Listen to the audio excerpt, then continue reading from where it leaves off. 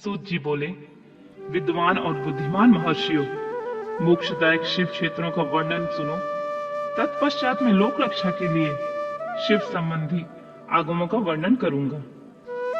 पर्वत, वन और कानूनों सहित इस पृथ्वी का विस्तार 50 करोड़ योजन है। भगवान शिव की आज्ञा से पृथ्वी संपूर्ण जगत को धारण करके स्थित है। भगवान शिव ने भूतल पर विभिन्न स्थानों में वहां पर निवासियों को कृपा पूर्वक मोक्ष देने के लिए शिव क्षेत्र का निर्माण किया है।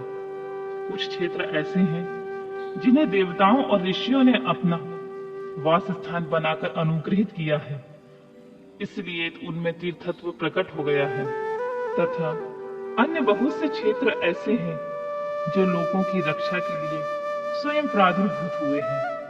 तीर्थ और क्षेत्रों में जाने पर मनुष्य को सदा स्नान, दान और जप आदि करना चाहिए, अन्यथा वह रोग, दरिद्रता तथा मुक्ता आदि दोषों का भागी होता है। जो मनुष्य इस भारतवर्ष के भीतर मृत्यु को प्राप्त होता है, वह अपने पुण्य के फल से ब्रह्मलोक में वास करके पुण्य क्षेत्र के पश्चात पुनः मनुष्य योनि में ही जन्म लेता है। पापी मनुष्य पाप करके दुर्गति में ही पड़ता है। ब्राह्मणों, पुण्य क्षेत्र में पाप किया जाए तो वह और भी दृढ़ हो जाता है। अतः पुण्य क्षेत्र में निवास करते समय सूक्ष्म से सूक्ष्म अथवा थोड़ा सा भी पाप ना करें। सिंधु और सतलज नदी के तट पर बहुत से पुण्य क्षेत्र हैं। सरस्वती नदी परम पवित्र एवं 60 मुख वाली कही गई है, अर्थात उसके 60 धाराएं हैं। विद्वान पुरुष सरस्वती के उन धाराओं के तट पर निवास करें, वह क्रमशः ब्रह्मपद को पा लेता है। हिमालय पर्वत से निकली हुई पुण्य सलिला गंगा 100 मुख वाली नदी है। उसके तट पर काशी, प्रयाग आदि अनेक पुण्य क्षेत्र हैं।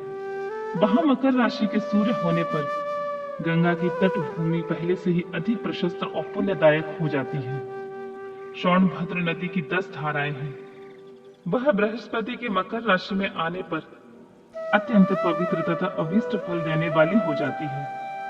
उस समय वहां स्नान और उपवास करने से विनायक पद की प्राप्ति होती है।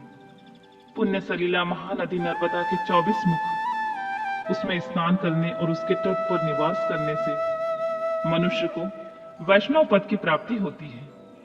तमसा के 12 मुख और रेवा के 10 मुख हैं। परम पुण्यमयी गोदावरी के 21 मुख बताए गए हैं। वह ब्रह्म हत्या तथा गौवध का पाप का नाश करने वाली एवं रुद्र लोक देने वाली है। कृष्णवाणी नदी का जल बड़ा पवित्र होता है। वह नदी समस्त पापों का नाश करने वाली होती है। उसके 18 मुख बताए गए हैं तथा वह विष्णु लोक प्रदान करने वाली होती है। तुंगभद्रा के 10 मुख हैं। वह ब्रह्मलोक देने वाली होती है। पुण्य सलीला सुवर्ण मुखरी के 9 मुख कहे गए हैं। ब्रह्मलोक से लौटे हुए जीव उसी के तट पर जन्म लेते हैं। सरस्वती नदी, पंपा सरोवर, कन्याकुमारी, अंतरीप तथा शुभ कारक श्वेत नदी, ये सभी पुण्य क्षेत्र हैं। इनके तट पर निवास करने से इंद्रलोक की प्राप्ति होती है। सहा पर्वत से निकली हुई महानदी कावेरी परम पुण्यमयी है। उसके 27 मुख बताए गए हैं। वह संपूर्ण अभीष्ट वस्तुओं को देने वाली होती है।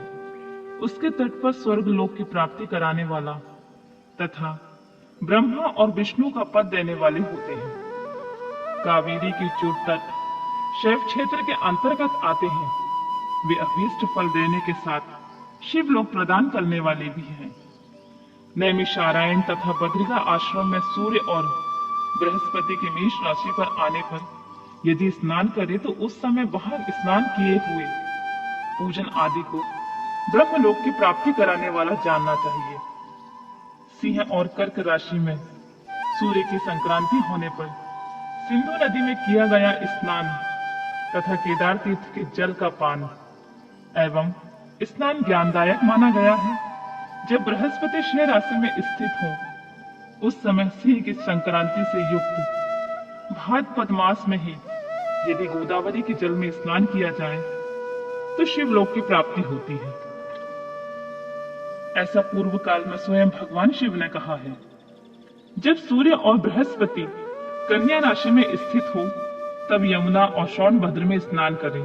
वह स्नान धर्मराज और गणेश जी की लोक में महान भोग प्रदान कराने वाला होता है। यह महर्षियों की मान्यता है। जब सूर्य और बृहस्पति तुला राशि में स्थित हों, उस समय कावेरी नदी में स्नान करें। वह स्नान भगवान विष्णु के वचन की महिमा से संपूर्ण अभीष्ट वस्तुओं को देने वाला माना जाता है। जब सूर्य और बृहस्पति वृश्चिक राशि पर आ जाएं, तब मार्गशीर्ष के महीने में नर्मदा में स्नान करने से सिर्फ विष्णु लोक की प्राप्ति हो सकती है। सूर्य और बृहस्पति के धन राशि में स्थित होने पर सुवर्णमुखी नदी में किया हुआ स्नान शिव लोक प्रदान करने वाला होता है। जैसा कि ब्रह्मा जी का वचन है, जब सूर्य और बृहस्पति मकर राशि में स्थित हो, उस समय माघ मास में गंगा जी के जल से स्नान करना चाहिए। ब्रह्मा जी का कथन है कि वह स्नान शिव लोक की प्राप्ति कराने वाला होता है। शिव लोक के पश्चात ब्रह्मा और विष्णु के स्थान में सुख भोगने पर अंत में मनुष्य को ज्ञान की प्राप्ति हो जाती है। माघ मास में तथा सूर्य के कुंभ राशि में स्थित होने पर फाल्गुन मास में गंगा तट पर किया हुआ स्नान श्राद्ध, पिंड दान अथवा तिलोदक दान पिता और नाना दोनों कुलों के पितरों के अनेक पीढ़ियों का उद्धार कराने वाला माना गया है। सूर्य और बृहस्पति राशि जब मीन राशि में स्थित हो जाती है, तब कृष्णवेणी नदी में किए गए स्नान की ऋषियों ने प्रशंसा की है। उन महीनों में पूर्वोक्त तीर्थों में किया हुआ स्नान इंद्रपद की प्राप्ति कराने वाला होता है। विद्वान पुरुष गंगा और कावेरी नदी का आश्रय लेकर तीर्थवास करे। ऐसा करने से तत्काल किए हुए पाप का निश्चित ही नाश हो जाता है। रुद्रलोक प्रदान करने वाले बहुत से ऐसे क्षेत्र हैं। ताम्रपर्णी और वेगवती, ये दोनों नदियां ब्रह्मलोक का प्रतिरूप प्राप्ति देने वाली होती हैं। इन तटों पर कितने ही स्वर्णदायक क्षेत्र हैं। इन दोनों के मध्य बहुत से पुण्य क्षेत्र भी हैं। वहां निवास करने वाला विद्वान पुरुष वैसे ही फल का भागी होता है।